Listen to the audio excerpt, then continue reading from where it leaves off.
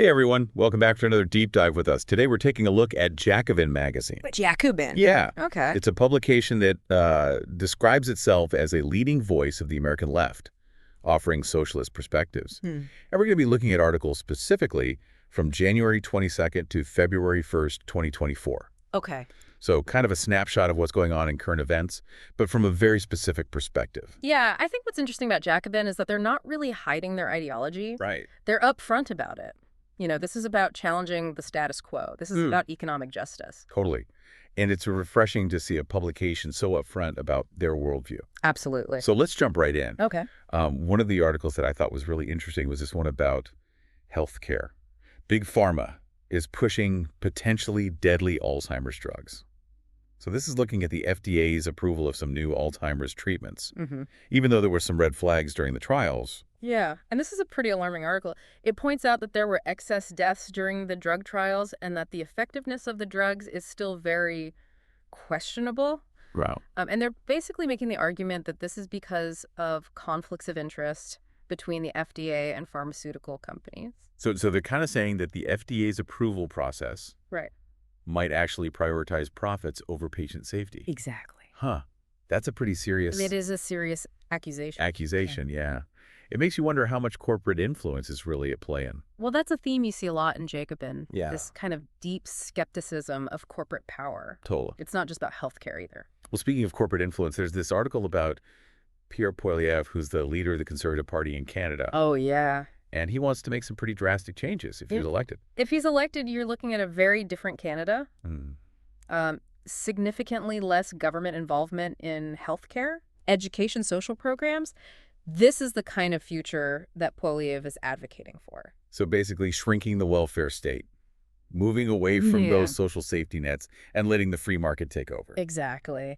And Jacobin is drawing a connection here between his vision and the ideology of Milton Friedman. Oh, interesting. Who was a very famous economist known for his free market beliefs. So this would be a really, really significant shift in Canadian politics. Absolutely. And it would have a massive impact on people who rely on those social programs. For sure. And that push for smaller government could have a ripple effect on affordable housing initiatives as well. Yeah.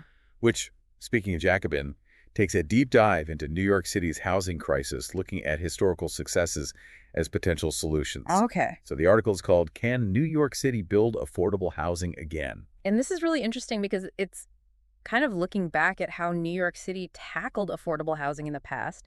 And they highlight examples like union-backed co-ops that were actually really successful. Yeah. I was curious about those co-op models. Can you explain a little bit more about how those work and why Jacobin sees them as a viable solution?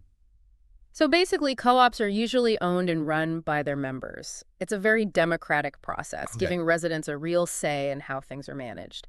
Now, that helps keep costs down and ensures that the housing stays affordable over the long term. So it's really about that community control. Absolutely. Rather than relying on those top-down solutions. Right. And that really aligns with their broader socialist perspective. For sure. Now, shifting gears a bit to international issues. Okay. There's a couple of articles that cover the protests happening in Serbia. Yeah, it seems like people are pretty angry at the government after that deadly train station collapse. Right. It's interesting. The article is called Serbia's Mass Protests Against a Crony Capitalist Government. And they're saying that people are fed up with what they see as corruption and a system that prioritizes profit over safety. So Jacobin is highlighting this term crony capitalism here, which essentially means a system where businesses benefit from very close relationships with government officials. So you could say they're protesting against a system that favors the wealthy and powerful, neglecting the needs of ordinary people. And they're drawing a direct line between the train station collapse and the government's ties to multinational developers. Wow. Accusing them of putting profit ahead of people's lives. It sounds like they're trying to connect these very local issues to a broader critique of capitalism itself. Yeah, you're spot on. They're using the specific incident to illustrate a systemic problem. Right. And it's interesting to contrast that with the article about Syria, which felt much more hopeful. Yeah. You know, it focused on the resilience of young people who are trying to rebuild their lives after years of war. Yeah. Young Syrians hope for a future beyond war. This one delves into the cautious optimism among young people, particularly after a recent rebel offensive against the Assad regime. And it explores their desire for a better future and the challenges they face in trying to rebuild their country.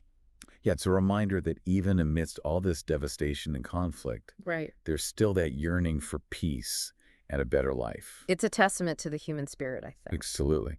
No, we can't talk about current events without addressing the elephant in the room. There's been a lot of talk about Trump's return and the potential impact it could have. Yeah. One article that caught my eye was the crypto president has arrived and the grift is booming. Oh, yeah. That one's pretty alarming. Yeah. Jacobin is suggesting that a second Trump presidency could lead to just a massive explosion of cryptocurrency scams. Wow. And they're concerned that given Trump's history with business dealings and his hands-off approach to regulation, that the crypto market could basically become a breeding ground for fraud. Yeah. That's a pretty bleak picture, especially for people who are more vulnerable to those kinds of financial schemes. Yeah. One of the things that sets Jacobin apart is that concern for the average person Right. and how these larger economic trends might actually exploit them. It's a perspective that's often missing from Yeah. mainstream media coverage, Yeah. which tends to focus more on, the financial gains and the technological advancements without really considering those potential downsides. Exactly. Jacobin is really trying to fill that gap Right. by highlighting the human cost of these trends. It makes you wonder, what are the other potential implications of a Trump comeback? Well, there are a few other articles that touch on this. One delves into the potential for big tech to profit from a U.S. takeover of Greenland, which was an idea that gained some traction during Trump's first term. Wait, hold on. A U.S. takeover of Greenland? I know it sounds wild, right? But it was a serious discussion during Trump's presidency. And Jacobin argues that big tech companies, with their interest in the rare earth minerals found in Greenland, stand to benefit enormously from such a deal. So they're connecting geopolitical maneuvering with corporate interests. Exactly. It's not just about national security or global power plays. It's about who gets to profit. Precisely. They're suggesting that corporate influence might actually be driving the agenda, even when it comes to foreign policy decisions. That's a pretty sobering thought. Yeah. It makes you wonder how much of our political landscape is shaped by these hidden corporate interests. It's a question worth pondering for sure. Yeah, and it's one that Jacobin keeps bringing to the forefront. We'll be right back with more from Jacobin Magazine after a quick break. Welcome back to our deep dive into Jacobin Magazine. We've covered a lot of ground already, from healthcare to international affairs. Yeah. And now it seems like we're kind of circling back to that potential impact of a second Trump term. There's certainly no shortage of articles exploring that topic. One that stood out to me was this one, Kirsten Sinema Pivots to Crypto. So this is examining Kirsten Sinema's stance on cryptocurrency and some of her recent actions that seem to really align with crypto lobbyists and wealthy investors. Yeah, I'll admit I haven't been following that story super closely, but the way that Jacobin presents it really makes you question her motives.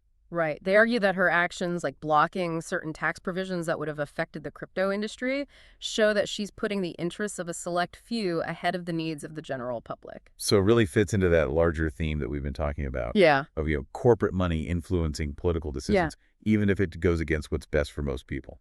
Exactly. Jacobin is highlighting that disconnect between those in power and the people that they're supposed to represent. But amidst all this talk of Trump and corporate influence, there's a glimmer of optimism in this article. Trump's weakness is the less opportunity. What's their take on that?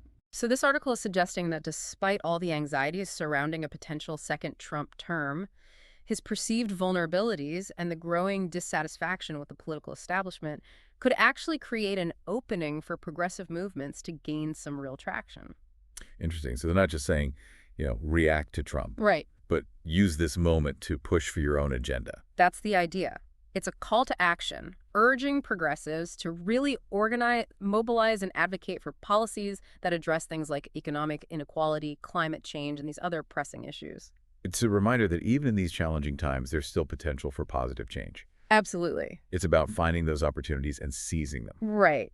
And another article that I thought was really interesting was Donald Trump's anti-union offensive and how we stop it. So this one delves into Trump's history of actions that have weakened unions and eroded worker protections. What kind of actions are they talking about specifically? Well, things like his attacks on collective bargaining rights and his appointments of pro-business officials to labor agencies. Jacobin argues that these moves have really tipped the scales in favor of corporations at the expense of workers. So it's not just about criticizing Trump. Right. It's about offering solutions and strategies for fighting back. Exactly. The article emphasizes the importance of grassroots organizing, building coalitions, and engaging in direct action to protect workers' rights and build a more equitable economy.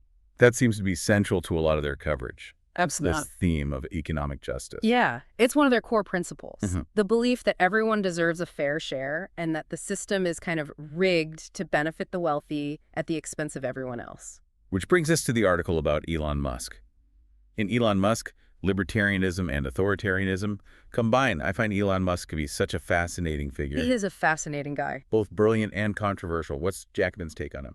They're pretty critical. They argue that Musk's brand of libertarianism, which emphasizes individual freedom and limited government, is actually a cover for some pretty authoritarian tendencies. A desire to accumulate wealth and power without accountability. Interesting. So they're kind of challenging this image of him as, this visionary entrepreneur who's going to save the world. Exactly. They point to his labor practices, his opposition to unions, and his massive wealth as evidence that his actions don't really match his rhetoric. Yeah.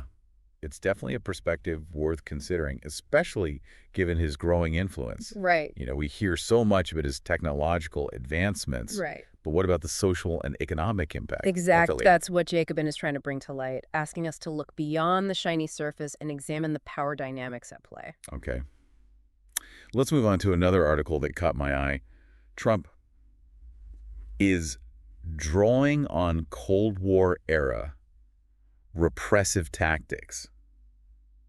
That sounds intense. It is. This article argues that Trump's rhetoric and actions, particularly his attacks on the media, his demonization of immigrants, and his use of executive power, really mirror tactics that were used during the Cold War to suppress dissent and maintain control. Wow. So they're drawing a parallel between these historical patterns of repression and what we're seeing today. And suggesting that these tactics, while perhaps updated for the digital age, are still being used to silence opposition and erode democratic norms. It's a chilling thought. Yeah. It makes you wonder if we're kind of sliding back into a more authoritarian era. It's a concern that many people share. Yeah. And Jacobin is definitely not shying away from voicing it.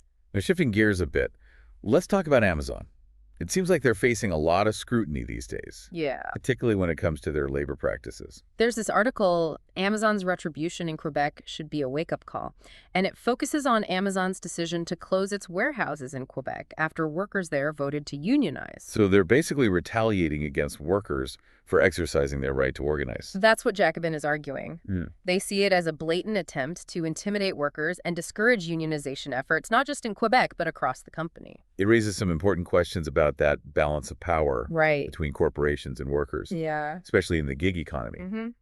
We hear so much about the convenience and the efficiency of companies like Amazon. Right. But what about that human cost? That's a key concern for Jacobin. They argue that the pursuit of profit often comes at the expense of worker well-being, and that we need to find ways to create a more equitable system. Absolutely. It's a reminder that our choices as consumers have an impact. Yeah. By supporting businesses that treat their workers fairly, we can contribute to a more just and ethical economy. I think that's a really important point. Now let's turn our attention to Jacobin's coverage of international issues. One article that stood out to me was U.S. foreign aid was always about furthering U.S. interests. And it's challenging this notion that U.S. foreign aid is purely altruistic. Right, so they're saying there are often ulterior motives behind these aid packages. Exactly. They argue that U.S. foreign aid is often used as a tool to advance American geopolitical and economic interests. It's not always about helping those in need. Sometimes it's about furthering U.S. power and influence. Yeah, it's a perspective that's not always acknowledged.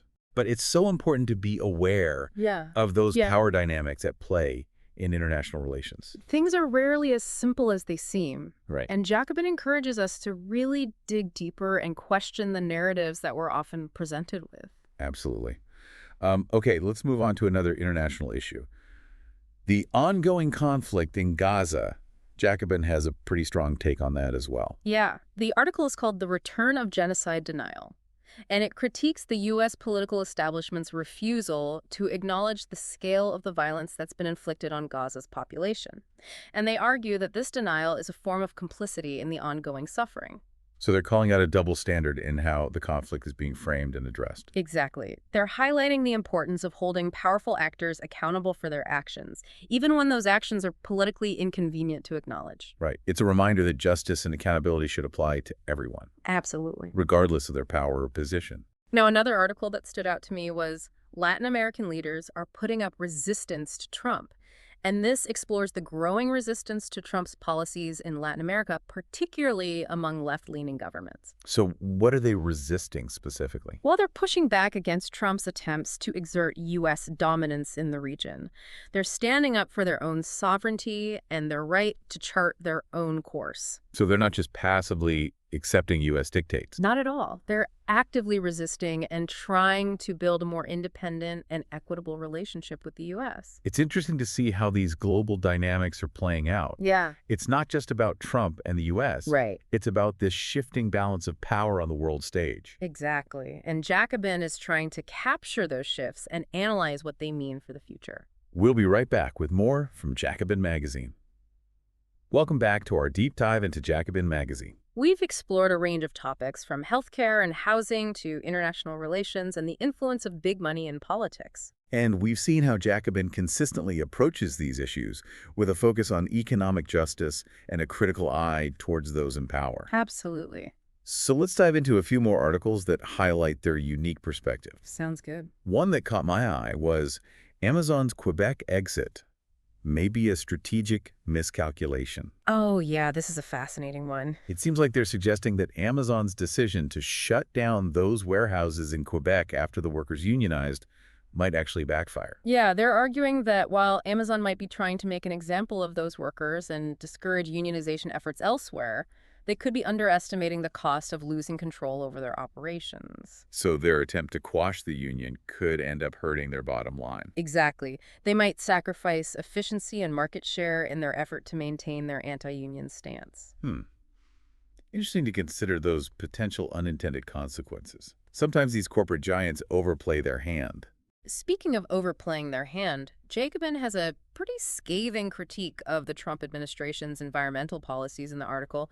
Trump's EPA has deleted all web references to climate change. Oh, right. It was like they were trying to erase climate change from the conversation. Exactly. Jacobin sees this as a blatant attempt to silence those raising the alarm about climate change and to undermine scientific consensus. Yeah, it's a reminder that we can't take information for granted, Right. and we need to be vigilant about holding those in power accountable. Now, shifting gears to the legal landscape, Jacobin explores a potential challenge to Trump's policies in the article, Will Chief Justice Roberts stop Trump's funding freeze? What's the gist of this one? It examines the role of the Supreme Court in potentially blocking Trump's attempts to withhold funding from certain programs. Jacobin suggests that Chief Justice Roberts, despite his conservative leanings, might be willing to rein in some of Trump's overreach of executive power. So they're seeing a glimmer of hope that the judicial system might act as a check on Trump's agenda.